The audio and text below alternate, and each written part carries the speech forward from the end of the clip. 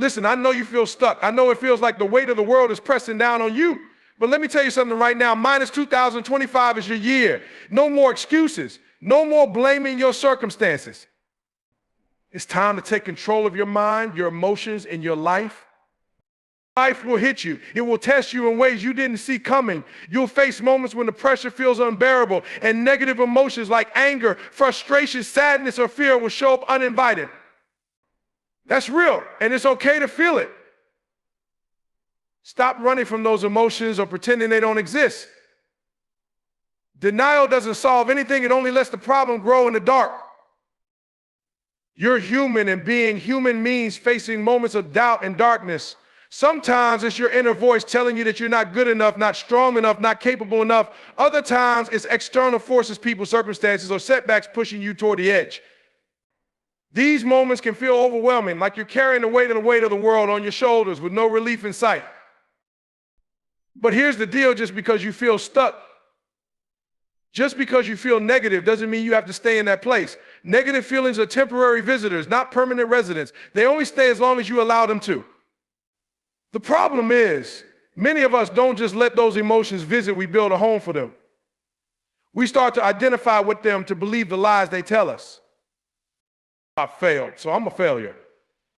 I was rejected, so I'm not good enough. I'm scared, so I shouldn't try. That cycle ends when you decide to face those feelings head on. Acknowledge them. Say, yes, I'm frustrated. Yes, I feel afraid right now. Yes, I made a mistake, but don't stop there. Don't unpack your bags and settle in that emotional space. You see, when you refuse to address how you're feeling, those emotions will find their own way to control you. Suppressed negativity doesn't disappear. It manifests in your actions, your relationships, and your self-image. It's like carrying an invisible weight everywhere you go. And the longer you ignore it, the heavier it gets. But here's the truth: once you recognize and name what you're feeling, you start to take the power back. Awareness is the first step to freedom. You can't fight an enemy you refuse to acknowledge. By admitting how you feel, you gain clarity. And with clarity, you can start to take action to decide what comes next. That's the turning point, not letting those feelings define you. Because you are not your mistakes. You are not your fears. You are not your circumstances. Those are moments, not identities. Recognize the struggle for what it is: a test, a lesson, a temporary state. The power of gratitude as a mindset shift. When life feels heavy, when it feels like negativity is closing in from all sides, it's easy to focus on what's going wrong. That's what most people do. They dwell on the missed opportunities, the disappointments, the things they don't have. It becomes a loop in their minds, replaying the same negativity over and over again until it feels like there's no way out. But here's the thing: focusing on what you lack only magnifies that feeling of lack. Gratitude, though, gratitude changes everything. It's not just about saying thank you or jotting down a list of things you're grateful for, though that can be a great start. Gratitude is about intentionally shifting your focus. It's about training your mind to see the good, even when the bad feels overwhelming. It's a skill, and like any skill, it takes practice. Think about it. You have things in your life right now that someone else would give anything to have. Maybe it's your health, your family, your job, or even just the fact that you woke up today with another chance to get it right.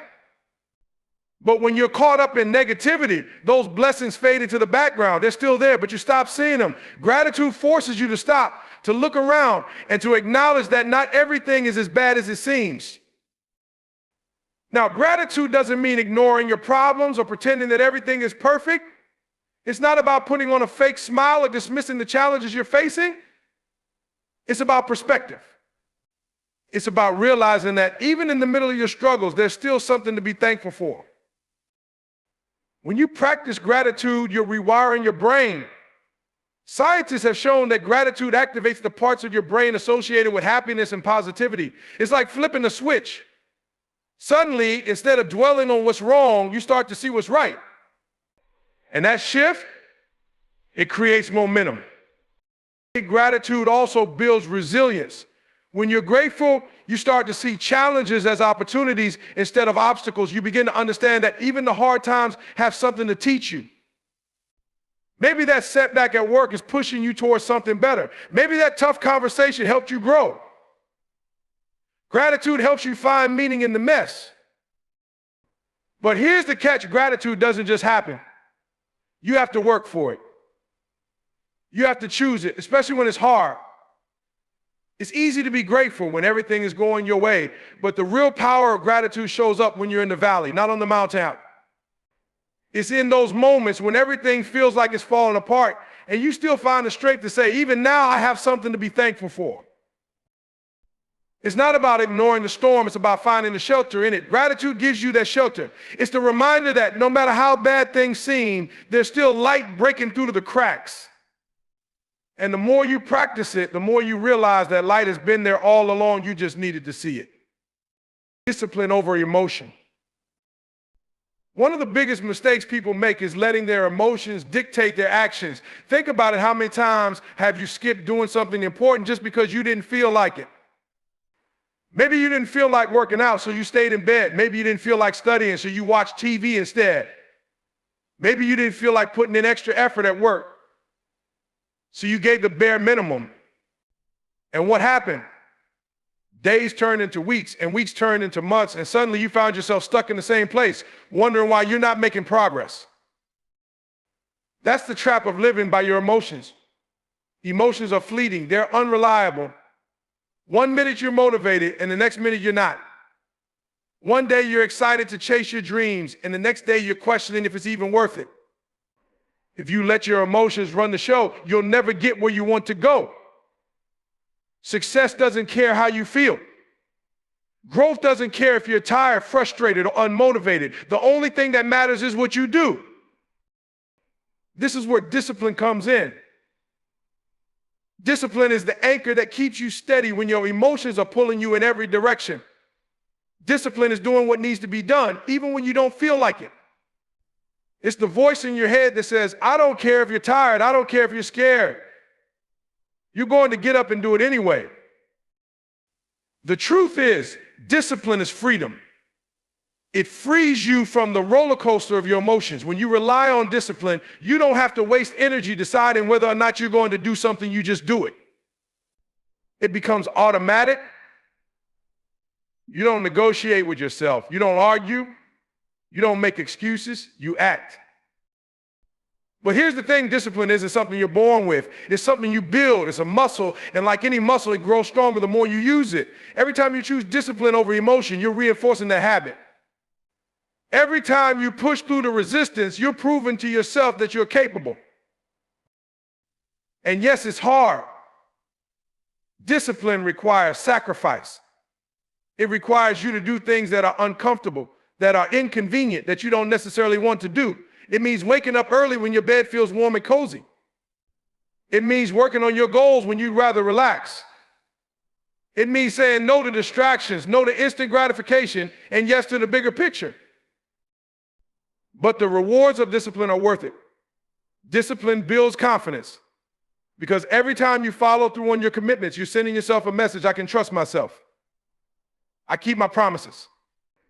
Discipline builds momentum, because small actions done consistently over time lead to big results. And discipline builds resilience, because the more you push through discomfort, the more you realize you're capable of handling anything.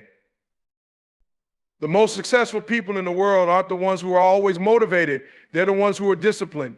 They show up every day, rain or shine, whether they feel like it or not. They understand that motivation is a feeling, and feelings are temporary, but discipline is a choice, and choices create your future. When you live by discipline instead of emotion, you take control of your life. You're no longer at the mercy of how you feel in the moment. You're no longer a passenger drifting wherever your emotions take you. You're the driver. You're in charge. And when you're in charge, there's nothing you can't accomplish. Build an unstoppable morning routine. Your morning is the foundation of your entire day. It's the launch pad that sets the tone for everything that follows. If you start your day sluggish, unprepared, or in a rush, it's like trying to build a house on shaky ground. But when you start your morning with purpose, focus, and energy, it's like laying a rock-solid foundation that can support anything. Most people underestimate the power of the morning. They roll out of bed at the last minute, hit the snooze button 5 times, scroll through social media, and rush through the door in a panic. They're reactive, not proactive. They let the day happen to them instead of taking charge of how they approach it. And that chaos, it bleeds into everything they do. But it doesn't have to be that way. A strong morning routine isn't just about waking up early, it's about waking up with intention. It's about creating habits and rituals that energize you, focus your mind, and prepare you to face the day with confidence and clarity.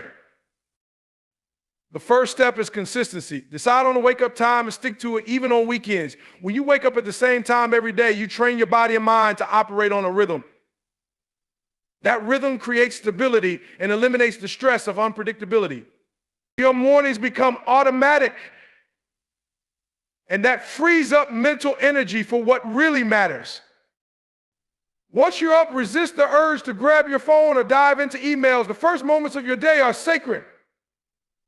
They're your opportunity to set the tone for everything else. If you start by consuming negativity, bad news, complaints, or comparisons, you're already putting yourself in a deficit.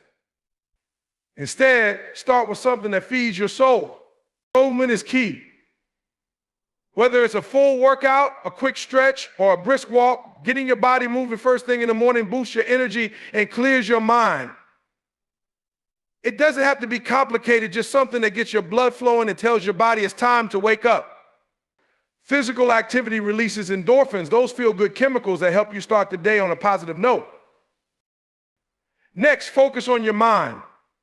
This could be through meditation, journaling, reading, or simply sitting in silence. The goal is to create a space where you can think, reflect, and align with your priorities. Write down your goals for the day. What do you want to accomplish? What's most important? When you start with clarity, you're less likely to get distracted or derailed. Hydration and nutrition also play a huge role. Drink a glass of water as soon as you wake up. Your body has gone hours without hydration, and water helps kickstart your metabolism and brain function. Fuel your body with a healthy breakfast that gives you sustained energy rather than a sugar crash. How you treat your body in the morning impacts how it performs throughout the day. Your environment matters too. Create a morning space that inspires you. Maybe it's a quiet corner with your favorite book, a playlist of uplifting music, or a view that reminds you of your goals. The environment you start your day in affects your mood and mindset, so make it intentional. Finally, eliminate decision fatigue. The more decisions you have to make in the morning, the more energy you waste. Lay out your clothes the night before. Plan your breakfast. Create a checklist for your routine so you can move through it effortlessly. The goal is to conserve your mental energy for the challenges and opportunities of the day ahead. Your morning routine isn't just about what you do, it's about who you become in the process. It's a daily practice of showing up for yourself, of setting the stage for success, and of proving to yourself that you're in control of your time and energy. The way you start your morning creates a ripple effect that touches every part of your life. Surround yourself with energy chargers, not drainers. The people you surround yourself with have a profound impact on your mindset, your energy, and ultimately your success. You've heard the saying, you are the average of the 5 people you spend the most time with. That's not just a catchy phrase, it's a truth backed by experience and psychology. The energy of the people in your life will either lift you higher or pull you down. The question is, who's in your circle? Let's talk about energy drainers. These are the people who always see the negative in every situation. They complain, constantly criticize your ambitions, and project their fears and insecurities onto you.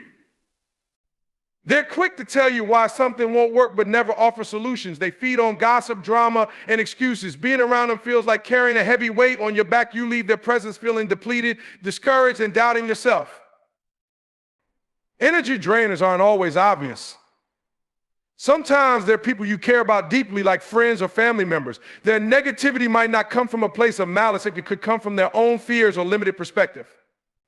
But regardless of the source, their energy impacts you, and if you're not careful, it can seep into your thoughts, your actions, and your belief system. Now contrast that with energy chargers. These are the people who inspire you, encourage you, and challenge you to be your best self. They don't just cheer for you from the sidelines, they push you to step out of your comfort zone and go after what you want. They believe in your potential, sometimes even more than you believe in yourself. Being around them feels like a breath of fresh air. You leave their presence feeling motivated, uplifted, and ready to take on the world. Energy chargers aren't always the loudest or most outgoing people in the room. Sometimes they're the ones who lead by example, who show you what's possible through their actions. They might not say much, but their energy speaks volumes. They radiate positivity, resilience, and purpose. Building a circle of energy chargers doesn't happen by accident. It requires intentionality. You have to evaluate the relationships in your life honestly. Ask yourself, who makes me feel alive? Who pushes me to grow? Who aligns with my values and vision for the future? On the flip side, who drains my energy? Who keeps me stuck in old patterns or pulls me away from my goals? This isn't about cutting everyone out of your life at the first sign of negativity. It's about setting boundaries. It's about protecting your energy. If someone's negativity is unavoidable, like a coworker or family member, limit your exposure and don't let their mindset influence yours. Practice detachment. You can love people and still create space to prioritize your well-being. At the same time, actively seek out relationships that fuel you. Join groups, communities, or networks that align with your goals. Surround yourself with people who are striving for greatness, who are working on themselves, and who are willing to celebrate your wins while sharing in your struggles. When you're in an environment where growth is the norm, it becomes contagious. Energy chargers also hold you accountable. They don't let you settle for mediocrity or make excuses. They remind you of your potential and call you out when you're not living up to it. They see the best in you, even when you can't see it in yourself. And that kind of accountability is priceless. Relationships are a two-way street. If you want energy chargers in your life, you need to be one too. Be the person who uplifts others, who encourages their dreams, and who spreads positivity wherever you go. The energy you give is often the energy you attract. By being intentional about the people you surround yourself with and the energy you bring to the table, you create an environment where success and positivity thrive. Focus on the process, not just the outcome. When you set out to achieve something big, it's natural to focus on the end goal. You picture the finish line, the promotion, the financial freedom, the dream house, or the recognition you've been working so hard for. And while having a vision is important, there's a trap in putting all your energy into the outcome.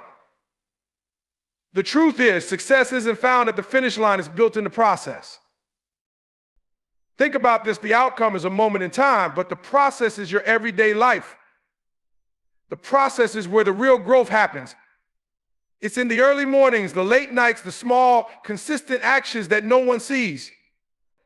It's in the discipline to keep going when the results aren't immediate, when progress feels slow, and when doubt starts creeping in. The process is where you build the habits, the skills, and the mindset that make success inevitable. But here's the challenge: the process isn't glamorous. It's not Instagram worthy. It's not the highlight reel. It's gritty, unpolished, and often filled with setbacks. It's the countless hours of practice, the mistakes that feel like failures, and the moments when you question if it's even worth it. That's why so many people give up. They're so focused on the end goal that they lose sight of the value in the journey. When you focus on the process, you learn to fall in love with the work itself. You stop chasing the reward and start chasing improvement. You find joy in the small victories, the extra rep at the gym, the insightful idea at a brainstorming session, the little steps forward that add up over time. Each day becomes an opportunity to get better, to learn, and to grow. Focusing on the process also keeps you grounded. Outcomes can be unpredictable. You can't control every variable, and sometimes things won't go the way you plan. If your happiness is tied solely to the outcome, you set yourself up for disappointment. But when your satisfaction comes from giving your best effort every single day, you take back control. You can't always control the result, but you can control your attitude, your effort, and your commitment to the process. The process teaches resilience. It shows you that success isn't about avoiding failure, it's about learning from it. Every time you stumble, every time you face a challenge, you're building strength and character. The process forces you to confront your limits and push past them. It turns your weaknesses into strengths and your doubts into confidence.